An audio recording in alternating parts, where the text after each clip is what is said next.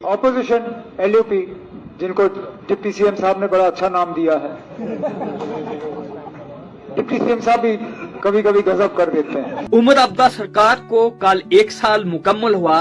कल press conference करते हुए 4 से 5 बड़े ऐलान किए गए और बिल पास किए गए, लेकिन सबसे यूजफुल जम्मू के लोगों के लिए जो कारोबारी हैं उनके लिए दरबार मुंह का रहा, क्योंकि दरबार मुंह जो 4 साल से 2021 में बंद हुआ था जब एलजी मनोज सिन्हा थे, उसके बाद से फिर से इसको रिव्यू करना जम्मू के लिए, जम्मू की बिजनेस क्लास के लिए ये सोने पे सुहागा है। क्योंकि आप जानते होंगे कि जिस तरह से दरबार मुंह होता है तो विंटर्स में कश्मीर से लोग जम्मू आते हैं। उसके अलावा CPW जो डेलीवेजर्स थे उनको रेगुलराइजेशन करना, SRTC बसेस में फीमेल्स को फ्री की सवारियां,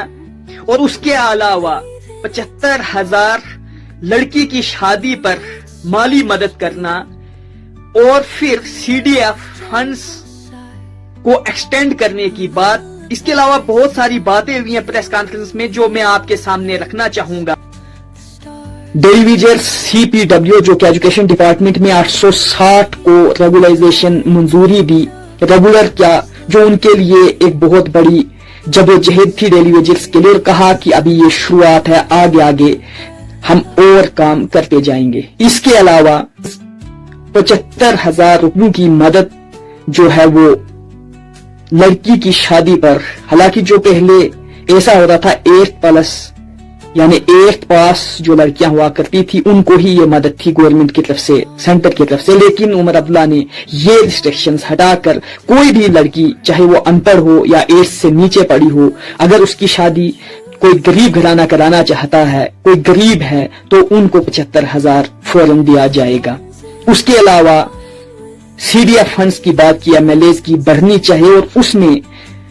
कंस्ट्रक्शंस ऑफ हाउसेज चाहे वो किसी गरीब के हों तो वहां पर MLA अपनी फंड से उनको हेल्प कर सकते हैं, और ये अगर पास हुआ तो ये बहुत ही अच्छा, क्योंकि आपको मालूम है 4 करोड़ CDF फंड होता है MLAs का, जो मुख्तलिफ डेवलपमेंटल फंड्स में लगाया जाता है, लोगों की डेवलपमेंट के लिए, इलाके की डेवलपमेंट के लिए, जहां पर MLAs लगाते हैं। और वहां अगर ये फंड्स बढ़ती है तो ये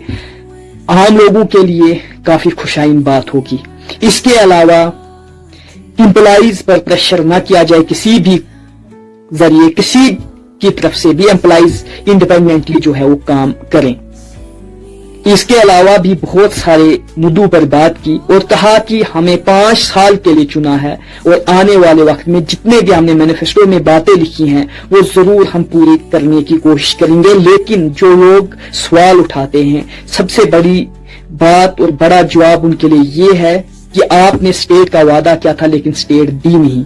और अगर स्टेट होती तो मेरे पास सारा कंट्रोल होता तो मैंने ये सब वो चीज की होती जो मैंने वादा किया था। लेकिन हम लड़ेंगे स्टेट के लिए, और स्टेट आ जाती है तो